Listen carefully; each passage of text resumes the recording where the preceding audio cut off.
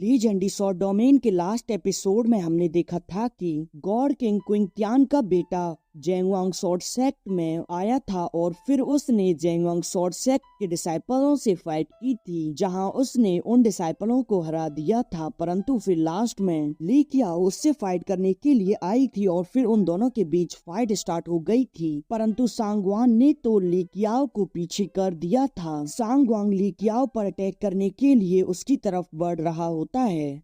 Episode 108 में हम देखती हैं, परंतु तभी गॉड हाओरी सांगवांग को रोक कर उस लड़की को अरीना से बाहर फेंक देते हैं, जहां जियाओ उसे पकड़ लेती है और अब वह उसे अपने पास से एक पिल खिला देती है। अब सांगवांग क्विंग कहता है कि जेंगवांग सेक्ट में अगर ऐसा कोई नहीं है जो कि मुझसे लड़ सकता है, तो फिर इस प्लेटफॉर्म पर आकर मेरा समय बर्बाद मत करो, ऐसे ही अपनी हार स्वीकार कर लो। अब गॉड हाओरी कहते हैं कि फेजियान अब तुम्हारा समय आ गया है कि तुम रिजल्ट को अनाउंस कर दो। तभी जियाओ कहती है कि रुको, एक पर्सन है जो कि इससे फाइट कर सकता है। इस पर फेजियान कहते हैं कि वह कौन है। इस पर जियाओ कहती है कि वह टॉप आउटर डिसाइपल लू यांग है। गॉड हाओरी कहते हैं कि जहाँ तक मैं जानता हूँ सभी शॉर्ट सेक्ट के आउटर डिसाइपल की हाईएस्ट कल्टीवेशन 6ठे स्तर की है, तो फिर वह आगे कैसे निकल सकता है। तभी सिंह चैन कहते हैं कि यह स्टेटमेंट एकदम गलत है। जब वह 5वें स्तर पर था तब उसने 6ठे स्तर के हेवनली गॉड ज़ुइडांग को भी हरा दिया था।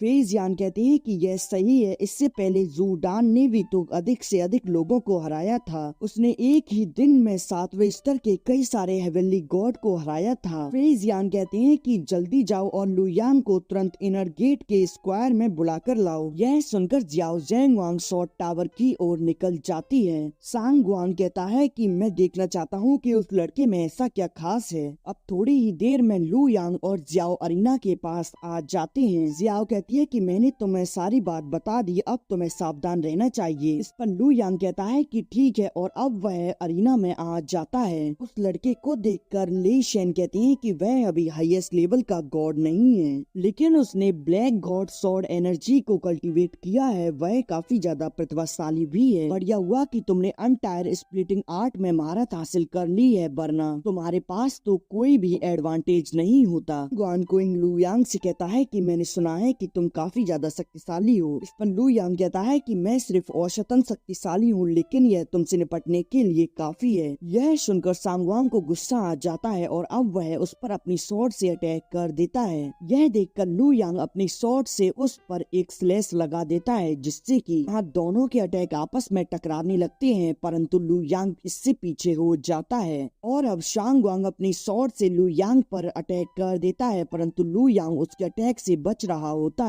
यह देखकर सांगवांग कहता है कि मैं देखता हूँ कि तुम कब तक मुझसे बच सकती हो। और अब वह यांग पर अपने 2 पावरफुल ड्रैगन से अटैक कर देता है, परंतु लू यांग तो उसके अटैक से बच जाता है। लू यांग अपनी एक और स्वॉर्ड को बाहर निकाल कर सोल कॉन्कर टेक्निक का इस्तेमाल करता है, जिससे कि एक ही स्लैश अटैक में उसके वह दोनों ड्रैगन डिस्ट्रॉय हो जाते हैं। अब लू यांग अपनी दोनों स्वॉर्ड से सांगवांग पर अटैक कर देता है, जहाँ सांगवांग उसके अटैक को रोकने की कोशिश कर रहा होता है, परंतु वह उसके अटैक को ज्यादा देर तक नहीं रोक पाता और अब वह दोनों हवा में लड़ रहे होते हैं। यह देखकर जेंगवांग शॉर्ट सेक्ट के खड़े लोग काफी ज्यादा खुश हो रहे होते हैं। सांगवांग कहता है कि तुम कमजोर नहीं हो, लेकिन तुम मुझे हराना चाहते हो, तो फिर इसके बारे में भूल जाओ। लू यांग अपनी स्वॉर्ड को रखते हुए कहता है कि तुम पागल मत बनाओ और अब उन दोनों की एनर्जी आपस में टकरा रही होती है। सांगवांग कहता है कि तुम पहले व्यक्ति हो जिसने मुझे मजबूर किया है अपनी स्वॉर्ड की पावर का उपयोग करने के लिए,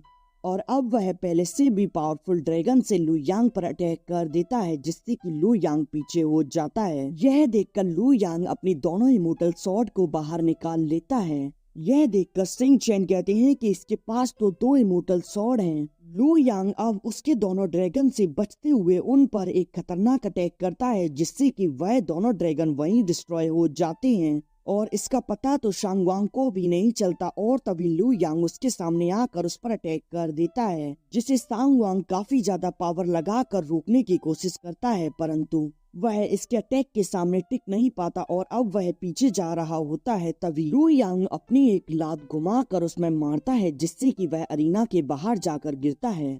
सांगवांग कहता है कि मैं गॉड किंग का पुत्र हूँ, तुम्हारी हिम्मत कैसी हुई। लू यांग कहता है कि यह हारा हुआ व्यक्ति एक हेवनली गॉड है जो कि सैकड़ों वर्ष पुराना है, परंतु यह अपने पिता की शक्ति पर भरोसा कर रहा है, क्या इसे डर नहीं है? तभी गॉड हाउरी कहते हैं कि शांगवांग जल्दी से यहाँ आओ, और अब शांगवांग उनके पास जाकर खड़ा हो जाता है। गॉड हाउरी कहते हैं कि इस राउंड के लिए हम डिवाइन डायनेस्टी के लोग हार मान रहे हैं। सुनकर जैंगवांग स्वॉर्ड सेक्ट के काफी सारे लोग ज्यादा खुश हो रहे होते हैं। वह कहते हैं कि फेजियन, आपके पास तो एक अपराजय वाला शिष्य है, अब तो आने वाली सभी प्रतियोगिता भी काफी ज्यादा रोमांचक होंगी। और अब गॉड हाउरी शांगवांग जिया को ऑर्डर देते हैं अरीना में जाने का, जिससे फाइट करने के लिए फेंग क्विंग अरीना में आ जाती है। वह उसे बताती है कि मेरा नाम जुई फेंग क्विंग है, मैं 8th लेवल की हेवनली गॉड हूँ। अब जिया उस पर अटैक कर देती है जहाँ फेंग क्विंग उसके अटैक से बच रही होती है। अब फेंग क्विंग अपनी स्लैश अटैक उस पर कर देती है जहाँ जिया उसके अटैक को डिस्ट्रॉय कर देती है। अब फेंग क्विंग काफी सारी मल्टीपल शॉट से जिया पर अटैक कर देती है जहाँ जिया अपनी सील बनाकर उसके सभी अटैक को डिस्ट्रॉय कर देती है। और अब जिया वहाँ अपना एक पावरफुल अटैक प्रिपेयर करने लगती है जिसका नाम रेड चेन डिवाइन कैनन होता है। और यह एपिसोड यहीं एंड हो जाता है।